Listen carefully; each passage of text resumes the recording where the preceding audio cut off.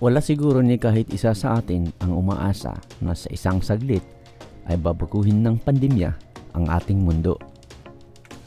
Noong pumutok ito sa 2020, maraming mga nasimulan na hindi natapos. Marami din mga plano na hindi natupad. Dito na lang sa Catbalogan City, may mga businesses na nagsara dahil sa pandemic na ito. Bagamat maraming naapektuhan, marami din naman ang nagbukas ng mga oportunidad para magsimula ulit. Kaya sa video ito, pag-uusapan natin ang dalawang restaurant na nagbukas ngayong pandemic lamang na marahil ay hindi nyo pa nakita at hindi nyo pa napuntahan.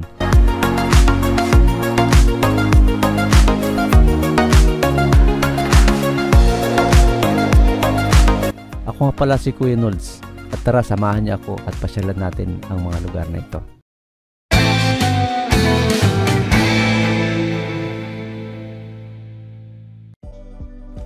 Maligayang pagbabalik mga kapartner, sa araw na ito ay January 28, 2022. Bago natin puntahan ang ating pakay, ikuikwento ko lang sa inyo ang mga lugar na ating dadaanan ngayon. Nandito ako ngayon sa Barangay Payao. Dito makikita ang COVID checkpoint na dati ang nakalagay dyan ay no vaccination certificate, no entry. Ngayon, binago nila at nilagyan na nila ng IETF, IED checkpoint para sa COVID checkpoint. Dito chinecheck ng ating mga enforcers ang mga vaccination card ng mga pumupunta sa Catbalogan. Dito naman ay ang Purok 1 ng Barangay Maulong, malapit sa Diversion Road, na kung saan matagal ng problema dito ay ang pagbabaha kapag umuulan. Dahil barado ang mga kanal dito, sa ibabaw dumadaan ang tubig dahilan para masira ang kalsada. Sana nga lang, kalsada lang yang masira, hindi ang ating mga relasyon. Pero hiling ng karamihan dito ay mabigyan ng pamatagalang solusyon ang problemang ito. Dahil karapat-dapat lamang na mabigyan ng kwaliteng serbisyo ang mga Pilipino mula sa ating gobyerno. Ito naman ay ang area ng Barangay Mercedes na kung saan mayroong lugar dito na palaging nagbabaha kapag umuulan. Sa tuwing umuulan, madalas dito magkaroon ng mahabang traffic na malaking abala sa mga motorista. Maraming naperwisyo ang pandemic na ito na hindi natin inaasahan. Dito sa Catbalogan, gaya ng nabanggit ko kanina, maraming nagsarang mga establishment. Isa sa mga naapektuhan dito ay ang mga kainan o restaurant. Ganun pa man, ang mga Pilipino talaga ay mapamaraan. Marami man ang nagsara, marami rin ang nagbukas ng mga oportunidad para magsimula ng panibago. Ngayong pandemic lamang, mayroong naitayong mga restaurant na makikita sa kabundukan ng Catbalogan City. Isa dito ay yung nasa tuktok at yung pangalawa ay medyo nasa baba. Maaaring ang iba dito ay hindi pa nakita at hindi pa napuntahan ang lugar na ito. Kaya ito ang goal ko at ipakita sa inyo kung ano nga ba ang mayroon dito. Ang mga lugar na ito ay makikita at matatagpuan sa Diversion Road ng Catbalogan City. Para naman mapuntahan ang Diversion Road mula sa downtown ay kailangan mong umakyat sa taas at liliko ka ng kaliwa dito sa ereyang ito. Ito ay ang Barangay Socorro na kung saan meron din ditong checkpoint ng COVID. Sa kanan ko naman makikita ang ginagawang Sky City.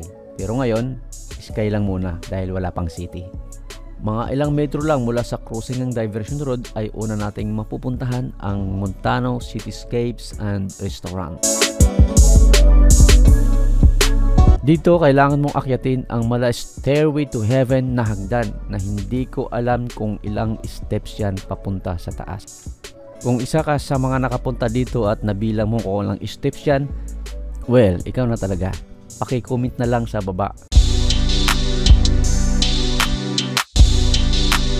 At matapos akong mapagod sa kakaakyat, at ito na nga for the first time nakita ko na kung anong meron dito sa Montano Cityscape and Restaurant.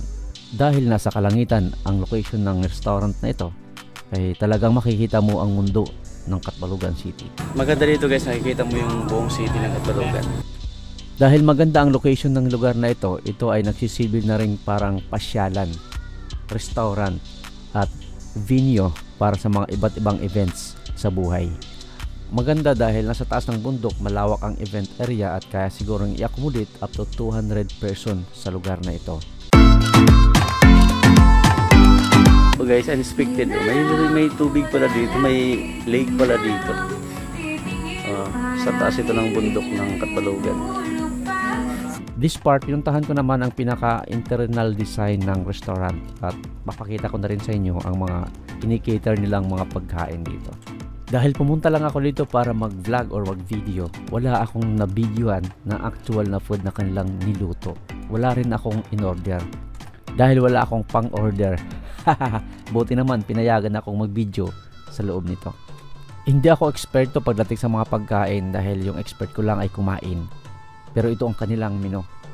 Basically sa mga nakita kong food na meron sila ay good ito for group or 2 person. Pwede naman siguro umorder ng kahit mag-isa ka lang kung kaya mong ubusin kung talagang ikaw ay malamon. Dahil nadala ko ang drone, I had an opportunity to take the aerial shot of this place. Let's go!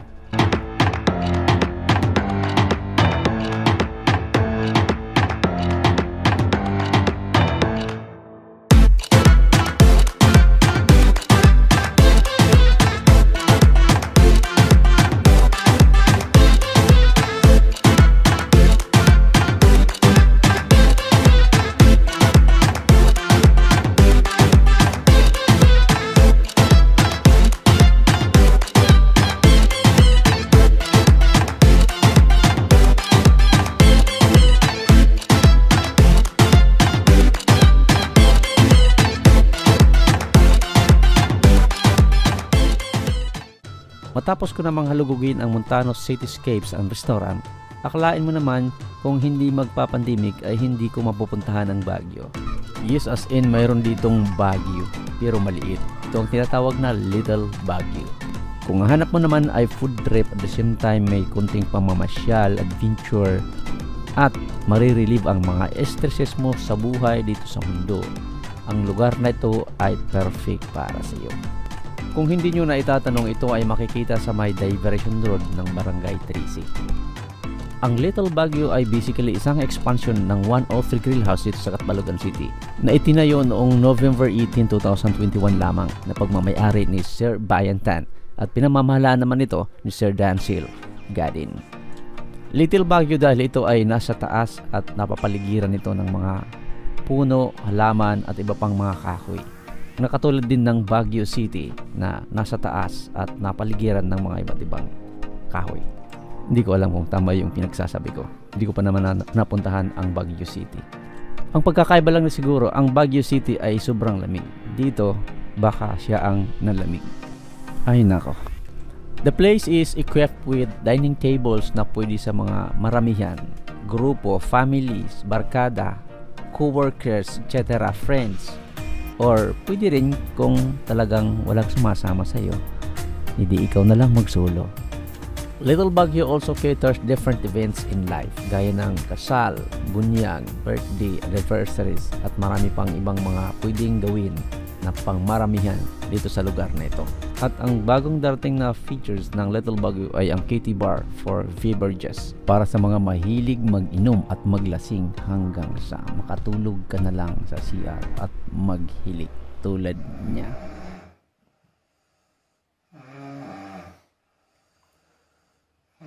Wag naman sana, umuwi naman kayo.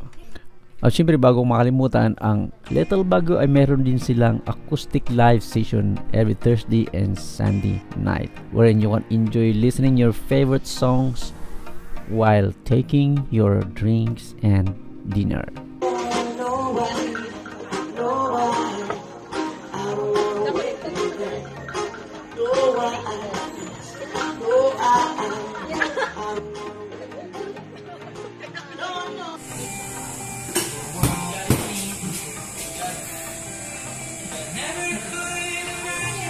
Amo na, amo na.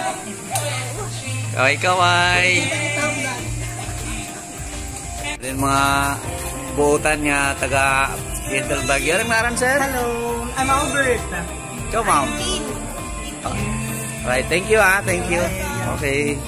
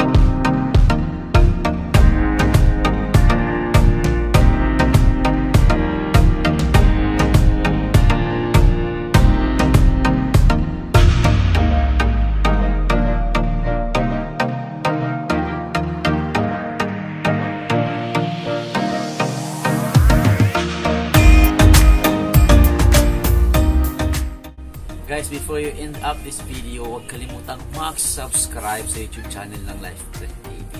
Ngayong araw, binigyan ako ng notification ng YouTube na I will be noticing a decrease of my subscribers count dahil tatanggalin nila yung mga spam subscribers ng channel ko. That is good.